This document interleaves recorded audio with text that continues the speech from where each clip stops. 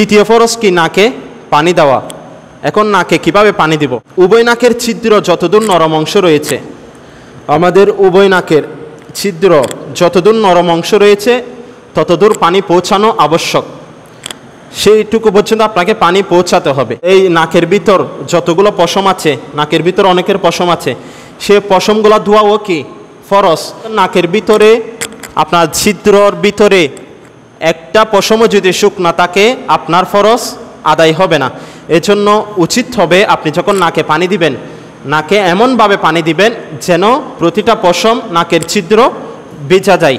এখন অনেকের নাকে শুকনো কফ বা ময়লা নাকের ভিতর শুকিয়ে থাকে, নাকের শ্লেষা যেটাকে বলে, নাকে যে শ্লেষা শুকিয়ে থাকে অনেকের, তো শুকিয়ে থাকার কারণে আপনি যখন পানি দিবেন তখন পানিটা পৌঁছাবে না ওই শুকিয়ে থাকার কারণে।